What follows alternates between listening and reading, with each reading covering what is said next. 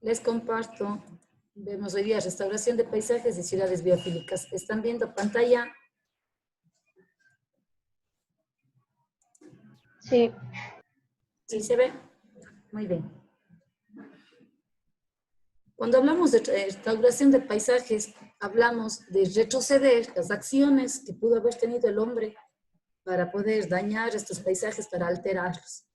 Hay paisajes que tienen una capacidad de transformación, hay unos que se los puede hacer de manera satisfactoria, en un porcentaje mayor, a un 70-80%, pero hay otros que en realidad son demasiado frágiles y tienden a perder no solo propiedades físicas, sino también empieza a haber una conjugación de elementos económicos, sociales, históricos, culturales que están presentes dentro de estos paisajes. Entonces, para poder llegar a restaurar estos paisajes, se ha considerado muchísimo lo que tiene que ver con la biología, con los ecosistemas, con el medio ambiente, porque todo está conectado. Se dice en cuanto a la restauración de paisajes que en el 2010 los países que conforman la Convención sobre la Biodiversidad Biológica se comprometieron a restaurar el 15% de los ecosistemas degradados del mundo para este año, para el 2020. Se podría incrementar así la resiliencia de tales sistemas frente al cambio climático y también la cantidad de carbono que almacenan. Después de la revolución industrial, el hombre empezó a tomar muchísimo de la naturaleza. Las fábricas de carbón, en realidad, sobre todo en Europa, dañaron muchísimo los paisajes y el tema del medio ambiente fue completamente contaminado.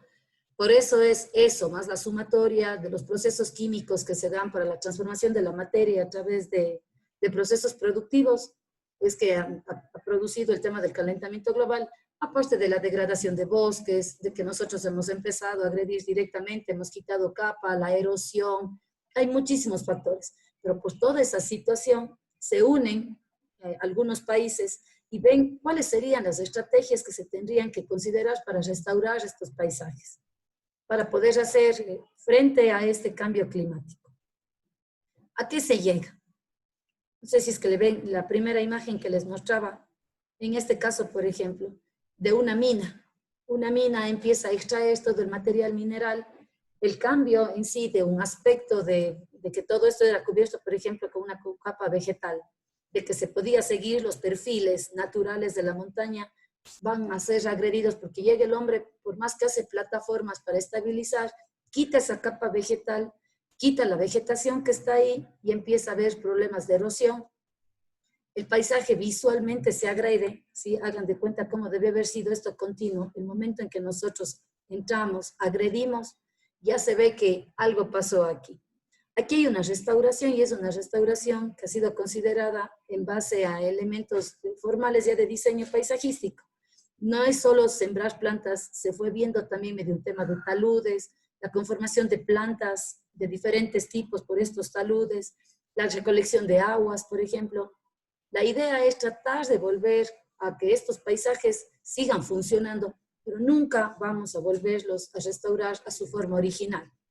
Pero sí hay que tratar en la mayoría de lo posible de llegar a tener ese equilibrio. Para que sea exitoso una restauración ecológica o una restauración de paisajes, tenemos que considerar que hay muchísimas personas involucradas, muchas disciplinas, transdisciplinas que están metidas en esto. Entonces, no solo es el hecho de poner la vegetación, como les digo, o poder tratar de hacer de nuevo el perfil con movimiento de tierras. Tenemos que llegar a procesos incluso sociales, porque hay gente que se afectó el momento en que nosotros intervenimos.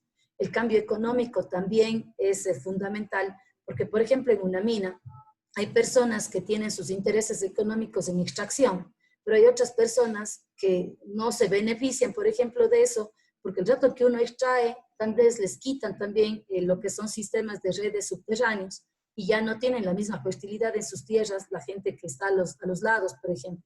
Entonces, económicamente eso también les afecta, porque hay más pobreza, no pueden tener mayores réditos, su familia se ve afectada, muchos de ellos tienen que emigrar. O sea, empieza un problema que parece que solo es que algo le quitaron a la tierra para poder sacar un provecho. Pero más allá de eso está involucrada también un sistema de red económico, político, jurídico, incluso pues la tenencia de las tierras, va en realidad muchísimo más allá. Entonces hay que entender primero qué factores están interviniendo para la restauración del paisaje, a quién se le agredió. Involucra las ciencias sociales, como les digo, biofísicas, como para poder saber el movimiento de tierras, a la economía ambiental, así como los acuerdos formales e informales de la gobernanza. ¿Qué dicen las autoridades o los municipios en donde está ubicado el terreno, el sector que estamos queriendo restaurar? ¿Qué es restaurar un paisaje?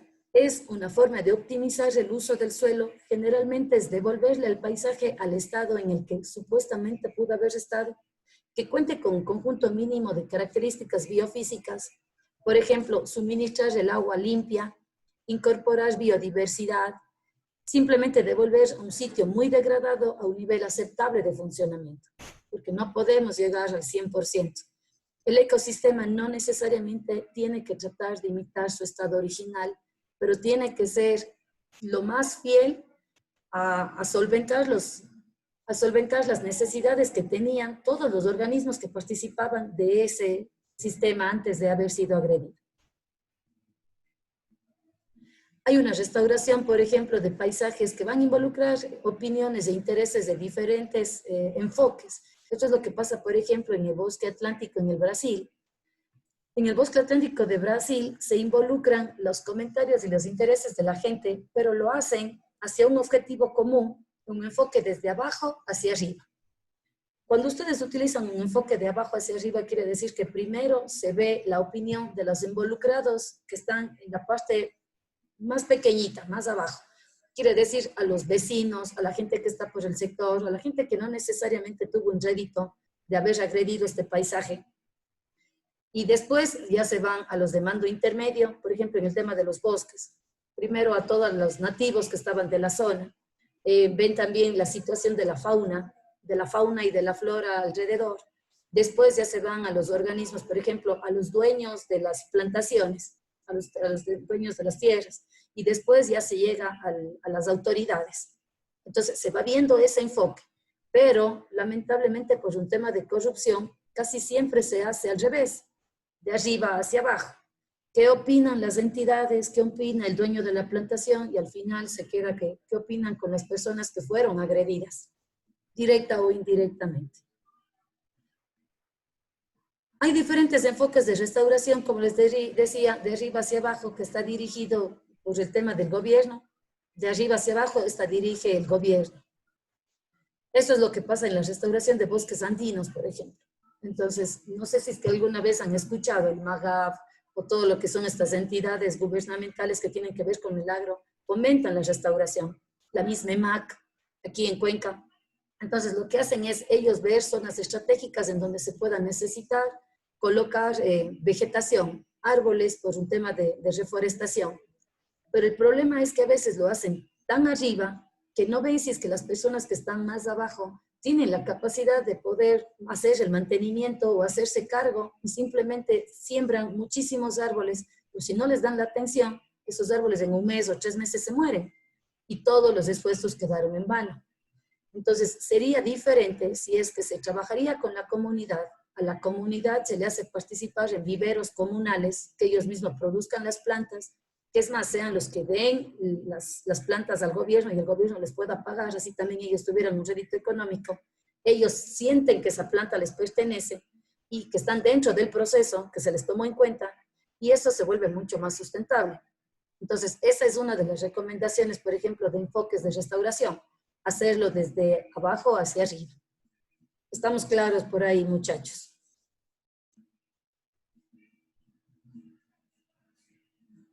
La restauración de paisajes tiende a ser entendida como una tarea técnica o ecológica con el objetivo de restaurar paisajes para proporcionar beneficios que vayan más allá del ámbito local. El momento que uno restaura un paisaje no es solo un beneficio para el contexto cercano. Dependiendo de cuán grande es este paisaje, empieza a hacer un desarrollo, sobre todo en un tema biológico y ambiental, de mayor cobertura. Entonces, hay que pensar también que otros ecosistemas fueron afectados y están cercanos, que podrían tal vez ser restaurados a través de esta intervención. Si el objetivo es devolver al paisaje a un estado en el que pueda brindar los servicios que prestaba antes, ¿cuáles son esos servicios que prestaban antes? Normalmente eso es lo que se pregunta. Por ejemplo, antes de una mina, un terreno aquí en el Descanso nomás, no nos vayamos muy lejos. Estas minas que sacan lastre o el material pétreo para poder nosotros seguir como arquitectos construyendo, ¿qué eran antes? Hay que regresar a eso. Históricamente, ¿cómo funcionaban? ¿Qué había antes? ¿Quién se beneficiaba de estos y por qué desaparecieron? ¿En qué momento empezaron a producirse, por ejemplo, en este tema las minas? ¿Desde qué año? ¿Con qué intención? ¿Qué pasó? No se pretende minimizar la complejidad ecológica, pero en realidad no solo termina siendo un problema técnico el momento en que uno restaura un paisaje. Como que hay que volver los hábitos. ¿Qué pasó en todo este tiempo que se degradó un paisaje? ¿Qué hábitos cambiaron? ¿Cómo era la estructura, incluso social, antes del contexto de lo que estamos queriendo restaurar? Un paisaje es, por tanto, una entidad social, política, como biológica o ecológica. Aquí estamos infiriendo en 4 aspectos. Social, con cuál era el comportamiento, cuál era la forma de vida de la gente, qué pensamiento tenía al respecto, cómo ese paisaje en realidad formaba parte de su cultura. Política, qué reglas, qué fundamentos, qué ordenanzas se tuvieron que cumplir o cuáles no se cumplieron. Biológica, porque en realidad empiezan cambios con todo el tema de la fisionomía de todos los partícipes de ese espacio. Y ecológica, porque en realidad es un tema mucho más de ecos, de casa, de la casa de todos. Algo pasó ahí, entonces hay que saber cuáles fueron los fundamentos que nos llevaron a ese cambio. Una restauración geomorfológica de una mina, por ejemplo. Estos son una de las restauraciones más cercanas que tenemos en nuestro contexto. No sé si es que sí debieron haber escuchado todo el tema de las minas en Quimsacocha, el tema de que si es o no es bueno para la comunidad, que se resta la importancia al agua, que se pueden quedar sin agua. Este tema de Quimsacocha es la extracción de oro que se tenía por Girón, por San Fernando. Y una de las pugnas que se tenía era que en realidad se va a eliminar el agua y que eso ya no era beneficioso, por más que la gente se haga rica y que les puedan dar beneficios a la comunidad, que no compensaba el hecho de perder fuentes acuíferas subterráneas que podían existir, y que si es que la mina se hacía a campo abierto o a campo cerrado. Aparte de esas minas de oro, nosotros también tenemos son minas, todo este tema pétreo. Hay países que sacan oro, que sacan plata. Dependiendo de la extracción, de cómo se realice, el paisaje se siente, en realidad, todo el tema ambiental se siente muy afectado. Restaurar geomorfológicamente una mira es una aplicación moderna de esta ciencia geomorfológica que dirige sus esfuerzos al diseño y a la reconstrucción de geoformas similares a las naturales. Geoformas quiere decir que vamos a trabajar con un tema de taludes, de conformación, de nuevo, de perfiles, de plataformas, intentando llegar a lo que era antes. Para eso necesitamos un registro fotográfico, y se necesitan entrevistas, se necesitan ver cuáles son las líneas de construcción de ese paisaje. La idea en realidad es tratar de solventar en lo que se pueda los daños que ya se le hicieron a ese paisaje. Otra restauración que también es efectiva y que se aborda mucho es la restauración de escombreras. Nosotros tenemos esta restauración aquí en Cuenca, en el Ecoparque El Valle. No sé si es que ustedes le conocen. ¿Quién se habrá dado una vueltita por el valle? La Yomira Sarmiento. No, la verdad Por el no valle. me he ido. No. No conozco allá. A ver, alguien que tenga algún conocido viviendo en las Lagunas del Sol. Yo. ¿Quién? Levelin. Yo. Muy bien, Evelyn. ¿Sí te has ido por el Ecoparque? Ujú. Sí. Sí, bueno, yo tengo una casa ahí y también sí pude ver cómo empezaron a reconstruir toda esa área de ahí. Quedó bastante bien, la verdad. Muy bien. Pero ¿cuántos años, ahí, a ver, te pongo a pensar, cuántos años ha tenido que pasar para que se pueda dar una restauración de paisaje en ese lugar? Sí, fueron bastantes, la verdad. Entonces, aquí, por ejemplo, para que se dé una escombrera, ¿qué debe existir? ¿Qué es una escombrera? Primero tendríamos que preguntarnos.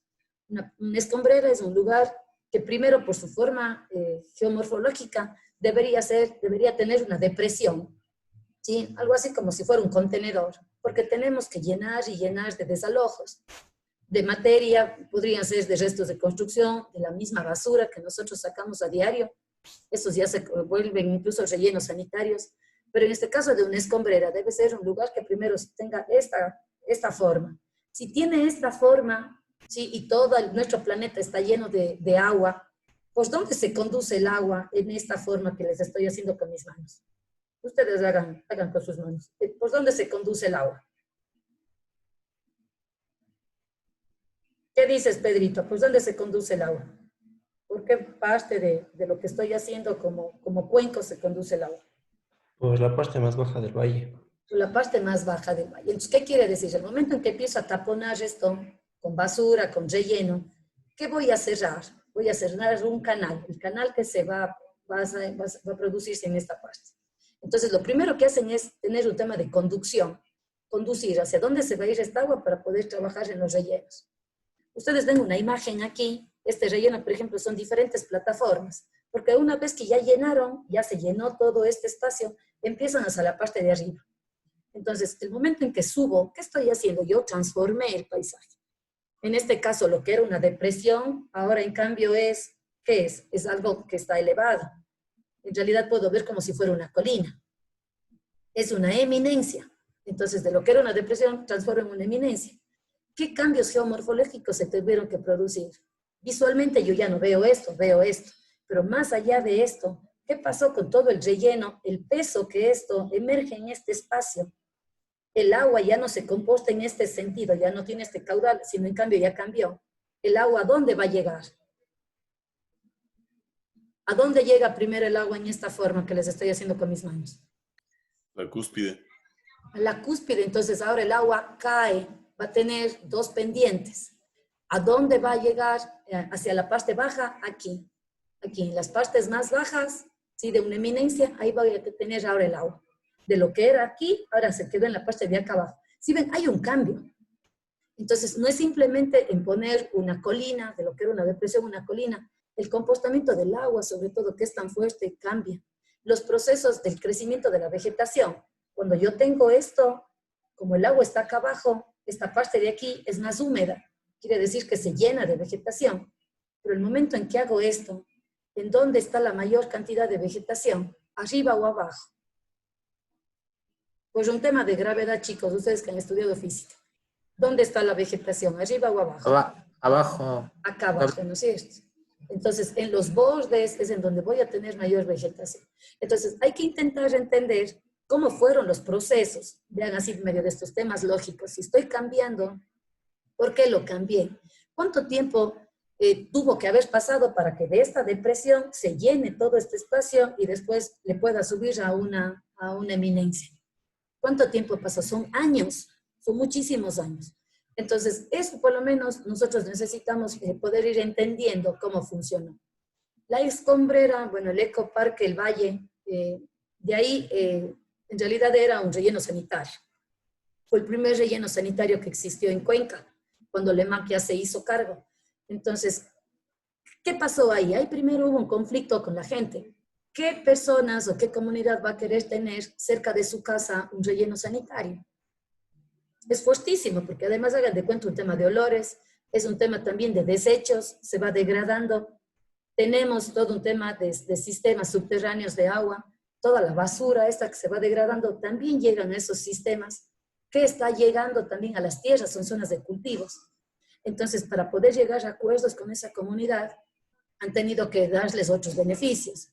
Tal vez exonerar impuestos, tal vez trabajar igual con espacios comunes. Me parece que ahí hay una cancha, es una cancha bien grande de fútbol en la parte de adelante del ecoparque, pero eso, por ejemplo, es dado a comodato a una comunidad, en este caso a Santana, por el tema del relleno de Santana. Ya le llenaron y fueron por otro más arriba. Entonces, hay una cosa que está ahí mezclada. Ahora, ¿cuánto tiempo la tierra esta, que fue una eminencia, se tiene que demorar en degradarse todas las basuritas para que de verdad pueda ser un suelo agrícola y puedan darse las plantas. Porque no es que rellenas y ya le siembras una planta. Hay tiempos en los procesos de transformación, de degradación también de esta materia. Entonces empiezan a poblarse otros microorganismos que les ayudan a que se descomponga más rápido, qué vegetación tenemos que poner. Entonces los suelos se lastiman. Hay vegetación que nos ayuda con un tema de remediación, no son demasiado exigentes, pero todas esas cosas, estos parámetros tenemos que analizar.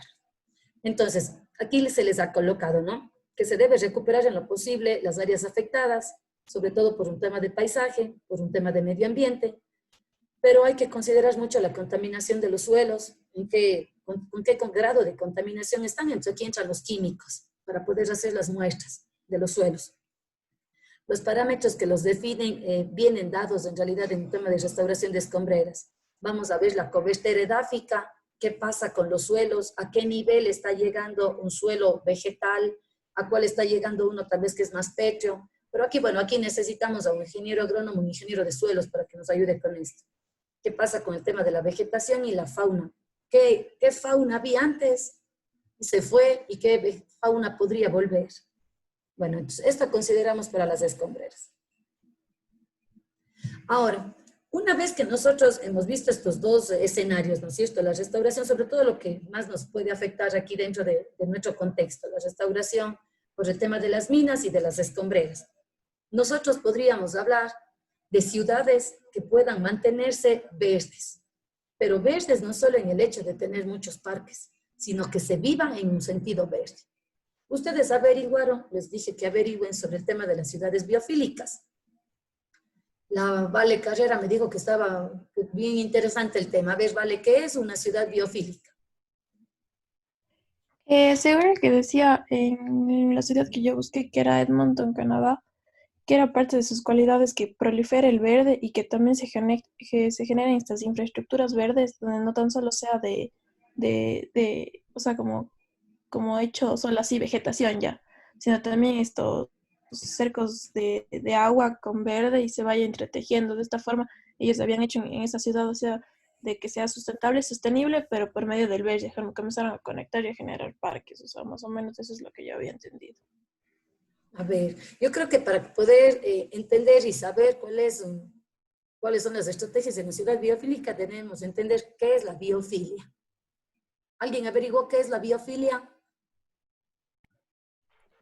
Yo revisé un poco y había una frase de un autor que decía que es como que este sentimiento del ser humano como que de mantener esa relación con otros seres vivos, que buscaba como que esta dependencia de los seres humanos hacia otros seres vivos y mantener una relación, una afiliación emocional supuestamente con estos organismos, que también era una característica innata de los seres humanos. Y otro autor también decía que esta característica innata debía ser entrenada como músculo, porque no se realizaba así en grandes rasgos para las ciudades y todo esto.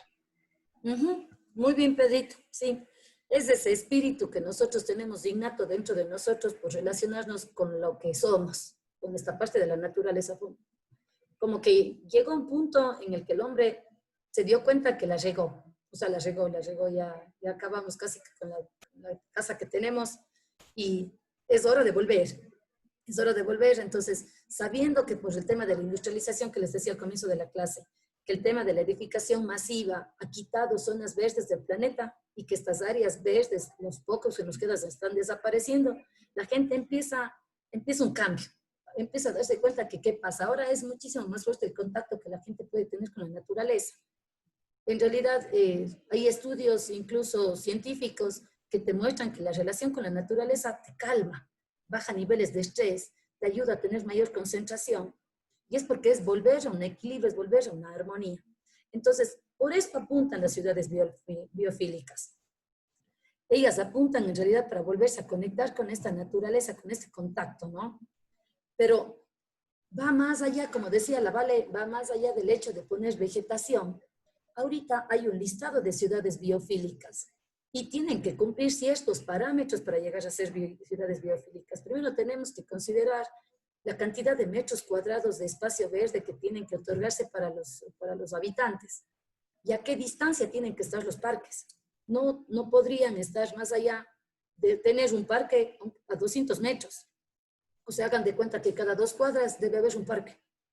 O sea, eso es lo que condiciona ser una ciudad biofílica.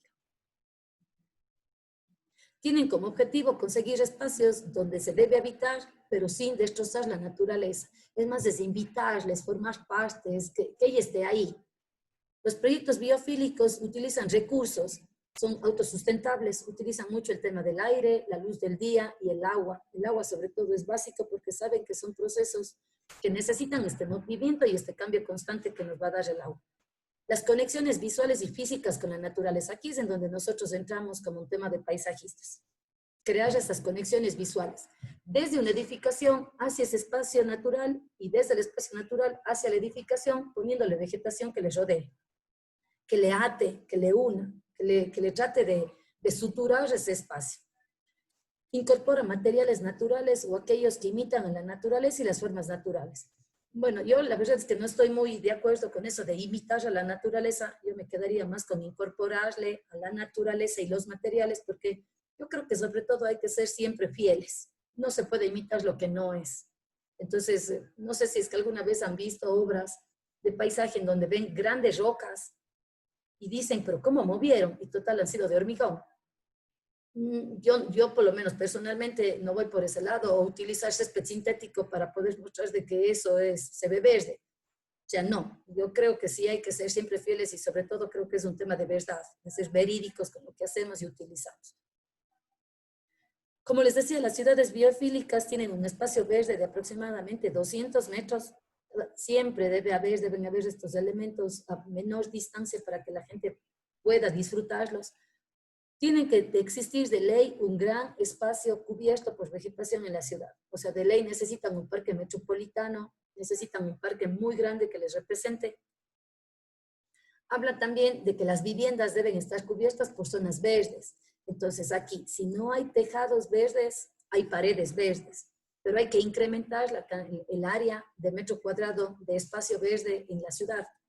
Esto va a favorecer no solo a un tema de sostenibilidad en cuanto al tema de oxígeno, por ejemplo, de renovación de aire, sino también les puede ayudar a la calefacción, a la reducción de la contaminación, porque el trabajar con cubiertas verdes, por ejemplo, y con jardines verticales, sí nos ayuda mucho a un tema de calefacción, a un tema porque como se trabaja con tierra, ustedes saben lo que es trabajar, por ejemplo, con adobe.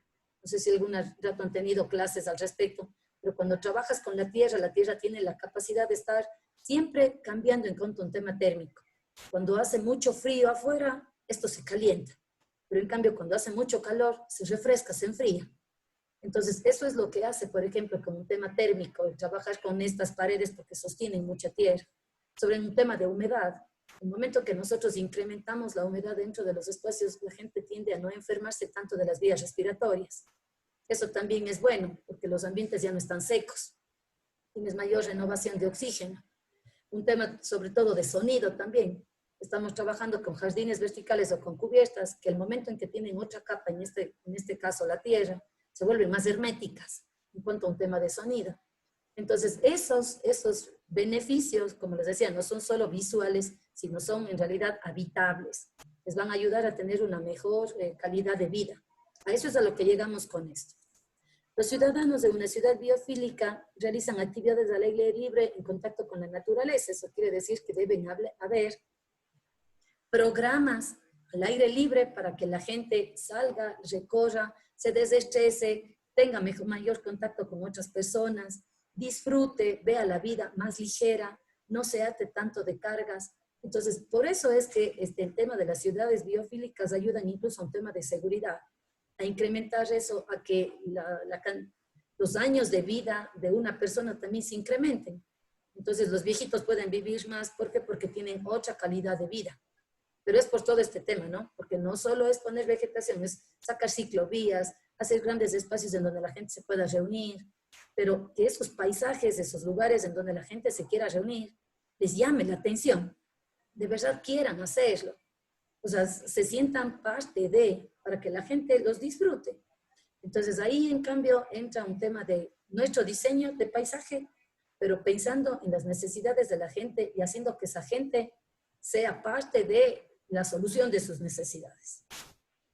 Ustedes ustedes no estuvieron. Hicimos una charla con un ex estudiante de la facultad que está trabajando en un estudio de arquitectura de paisaje en Nueva York. Maravilloso el Mario, en realidad. Imagínense que trabaja en un proyecto para Manhattan, para esta oficina que trabajan con este tema, y él nos comentaba que hay un problema de inundaciones en Manhattan. Cada cierto tiempo, cuando vienen estos problemas de huracanes y de situaciones, se les inunda, pero han habido problemas bastante serios y la municipalidad de Nueva York había visto la necesidad de hacer un concurso y me parece que ganaron 3 estudios de paisaje. Él tenía con el equipo de él una parte y nos mostraba cuáles habían sido las formas en las que habían ellos solucionado este tema. Pero una de las cosas que él rescata, y él decía que todo es válido, todo va a depender del punto de vista con el que se vea. Y más allá de eso, con la gente, ¿qué dice? ¿Qué dice la gente? La intervención, por ejemplo, que tenían con las personas para que ellas se sientan partícipes, había sido fuertísima. O sea, si es que alguien venía y les decía, no, saben que lo que ustedes están proponiendo no debe ser así porque debería ser de esta otra forma, ellos hacían caso a lo que decía la gente y cambiaban en base a lo que la gente les iba indicando. Entonces la gente veía los cambios en los procesos de los diseños que ellos seguían presentando y se sentían a gusto y de verdad querían pertenecer a ese cambio que ellos estaban tratando de proponer. Entonces, a lo que voy con esto, que me meto de ladito con lo que nosotros tuvimos de esta charla, es porque muchas veces nosotros como diseñadores, como arquitectos, diseñamos desde nuestra perspectiva, pero no desde la perspectiva de nuestros clientes o en este caso de los ciudadanos. Para nosotros puede ser que el parque se ve espectacular así según este referente, pero de verdad la gente, ¿cómo quiere ese parque? ¿Cómo le gustaría? Entonces, el trabajo debe ser más intensivo en cuanto a un tema de socialización con las personas, hacerles participar en talleres. Entonces, ahí es cuando nosotros trabajamos con sociólogos, que nos ayuden a comprender también ese comportamiento de la gente, para poder tener estos talleres de socialización. Eso nomás, para eso era este cambio que les di. Ahora, dentro de este tema de las ciudades biofílicas también hablamos que el gobierno que manda tiene como una de sus prioridades, esa debería ser su consigna, la conservación del medio ambiente, pero que haya sacado políticas de preservación del medio ambiente. No solo que diga dentro de su postura de que lo cuidan, sino cuáles son los programas que ha establecido para que de verdad se cumplan esas consignas. A eso llegamos como un tema de ciudades biofílicas. Como ustedes pueden ver, es un tema de participación activa, el tema de las ciudades biofílicas. Aquí todo el mundo tiene que estar involucrado porque todos vivimos en una casa en común. Yo les he traído unos 3 ejemplos y después de esto sí quisiera que ustedes ya les voy a nombrar, me ayuden con sus ejemplos. Yo les traje Vitoria-Gasteiz, el germen del Green Capital. Esta es una ciudad en España que se caracteriza porque ellos fueron trabajando poco a poco en un anillo que le llaman, el anillo verde de Vitoria-Gasteiz. Entonces, si le ven, esta es la planta de cómo es la ciudad, pero van generando este cierre a través de recorridos, este cierre a través de grandes pulmones, de elementos acuíferos, pero que traen un tema de renovación ambiental muy, muy exitoso. Pero esto les ha costado años, esto no es de la noche a la mañana. Entonces son procesos que se van trabajando en comunidad y lo siguen interviniendo porque ven que en realidad es factible hacerlo. Es más, tienen un sello verde, la gente les visita por esto, el tema de turismo aumentó. Eso quiere decir que sus ingresos económicos también. Tienen un tema también de transporte sostenible. Entonces, poco a poco han ido poniendo todas esas acciones para que su ciudad dé la vuelta, para que gire, para que cambie. Yo les he dejado también, este es un link donde ustedes pueden revisar un poco más sobre Victoria. Hay un video también cortito, muy lindo, en el que se pueden motivar en realidad a pensar en cómo hacer ciudades biofílicas. La siguiente es Singapur, que hemos revisado también como una ciudad resiliente, por todo el tema, sobre todo que tenían, no sé si se acuerdan, y revisamos con ustedes el ciclo anterior, que había un tema sobre todo de seguridad, cómo cambió, cuán agresivos tuvieron que haber sido para que de verdad esto se transforme, porque decía que vivían en una pobreza, en una delincuencia terrible, y ahora es una de las potencias del mundo. ¿Qué pasó? Entonces hemos revisado también esto, pero desde el lado de la biofílica, desde que empezaron a existir cambios, se metieron con el lado verde. Porque eso, como les decía, da armonía a la gente. Entonces, para poder hacer que la gente se sienta segura y siga siendo productiva, tiene que estar bien, tiene que amar lo que hace y amar en dónde lo hace. Entonces, bajo ese concepto, llegamos a tener un Singapur que se ve futurista, porque ustedes no le ven a este rústico, ¿no es cierto?, que solo vive con la vegetación así, con la tierra. No, es futurista, es cambiante, es transformado, es moderno, pero no deja de lado las políticas ambientales y el contacto con esa naturaleza. Y les he traído Portland, me gustó mucho en realidad revisándole Portland, porque es una ciudad que a pesar de que está en los Estados Unidos, moderna, no pierde ese efecto natural y ese efecto de paisaje que les rodea. Entonces, ¿ellos qué hicieron? Ellos incentivaron muchísimo poniendo vegetación. La ventaja que ellos tienen es el tema de las 4 estaciones. Entonces, el cambio cromático que va teniendo esta ciudad a lo largo del año es increíble. Entonces, le pueden ver ahorita, por ejemplo, esta es una imagen de otoño, pero verla en un verano es un verde lleno de flores, verla en un invierno, en cambio, es sumarse al nevado que tienen en la parte posterior, ¿sí? Y tratar de conjugar un solo espacio, verle en primavera, en cambio, empezar las flores.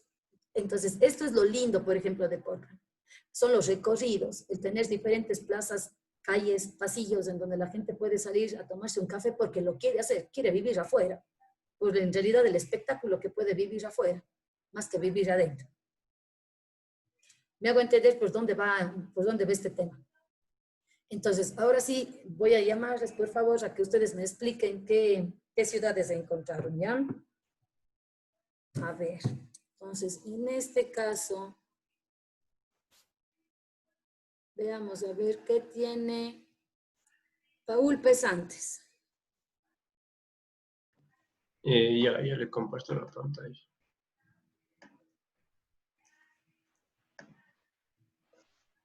Luego, porfa, Camila también, para que me pueda mostrar qué consiguió de ciudades biofílicas. No me deja compartir la pantalla, Gaby. A ver, les salgo de pantalla, ¿ya? Listo, ahora sí.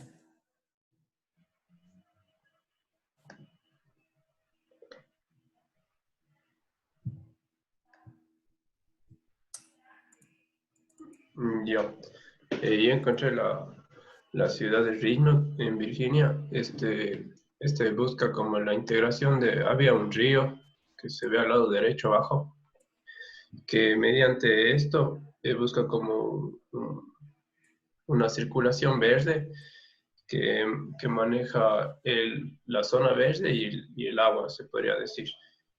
También planteó como 3 proyectos, un parque, la rehabilitación de este río con la vegetación y otra zona verde arbolada como un bosque, que se basó más la ciudad. Pero lo más importante de esto era cómo conecta el río con la vegetación de aquí. Y como vimos del anterior que usted nos mostró, como las calles también son arboladas y como que da esta sensación agradable para las personas de conexión con la naturaleza. Aquí utilizaron en cambio que el río es el... Sí, ese es lo más importante, desde ahí se basaron y de ahí fueron creando a los bordes los espacios verdes. Ya, perfecto. Debe haber siempre algún elemento que sea clave ahí, que es lo que les caracteriza. Y en base a ese, empezar a hacer ya el resto de los planteamientos. Ya, perfecto. Muchísimas gracias. Belén, porfa, ayúdame con la tuya.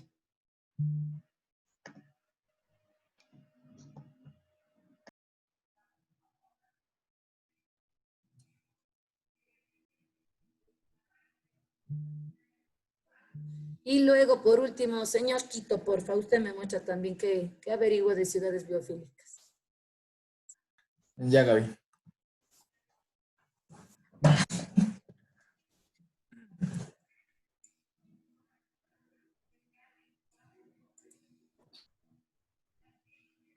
Hoy le comparto yo Sí, Camila, porque sí. creo que no hay ningún problema. Sí, sí, sí, no me hagas caso. Yo te veo con cara de Belén. Dale, Camilita, ya me voy a acordar vos del nombre de mi hija. Camila.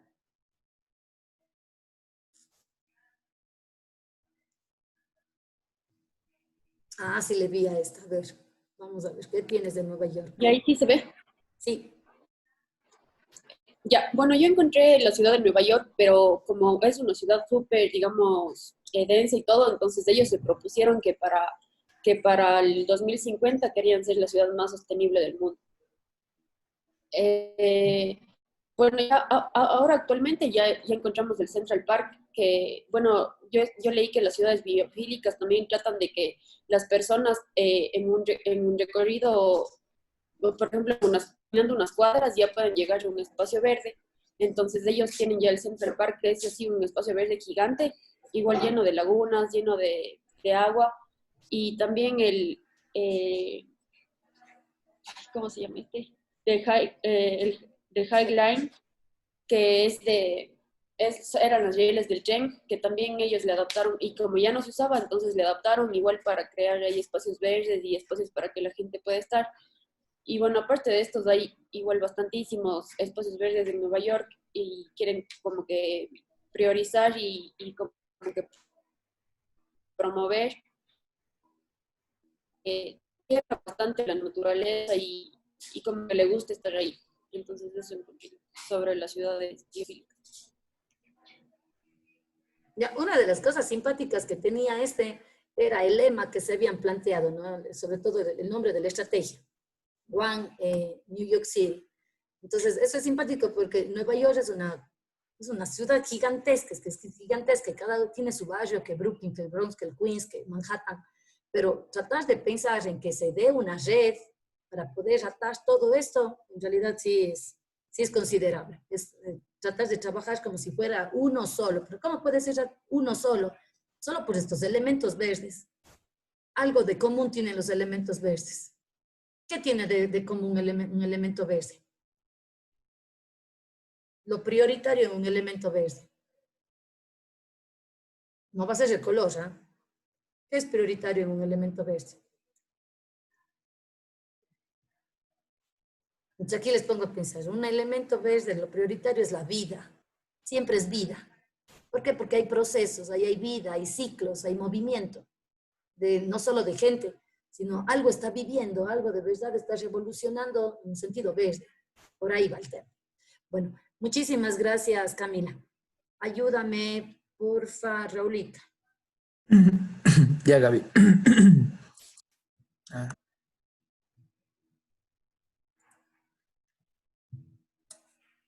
a ver, ahí se ve. Sí, Ya. Oslo, muy bien. Sí, bueno, la ciudad que elegí es Oslo, capital de Noruega. Dice que es la ciudad más verde del mundo. Eh, Esta ciudad es bastante importante y peculiar y, claro, es un referente a nivel mundial por ser un modelo en cuanto a la calidad de vida, porque tiene un bastante eh, porcentaje verde con respecto a la población. Ellos han encontrado plenamente esta relación que mencionó usted, Gaby, sobre el buen vivir con la naturaleza. Ellos conviven con la naturaleza y bueno, ellos desarrollaron unas buenas formas de innovar y del vivir y tecnologías y políticas para esta biodiversidad que tienen en cuanto también al transporte público y medidas eficientes y creativas para la integración con la ciudad. Eh, Aquí mencioné unas tres importantes cualidades que han hecho aquí. como por ejemplo la intervención del fiordo, que es el estrecho que tiene el ingreso del mar, de manera que, claro, crearon unas grandes vistas importantes aquí y también se han desarrollado bastante la parte turística, los restaurantes, los gastromercados y estudios de arquitectura. También buscan ser eh, la capital que en la parte céntrica de la urbe eliminen completamente los automóviles y solo sea para uso peatonal, sin nada de automotores. Y opuesto a esto, en las partes donde ya esté habilitado, donde esté habilitado para los autos, los autos deben ser solamente eléctricos, es lo que buscas. Oslo, que sea 100% el uso eléctrico y contribuyendo esto a que sea o sea, ¿cómo es la capital con más uso de energía renovable? Eso, Gaby. Perfecto. Linda, linda, linda esta ciudad, la verdad.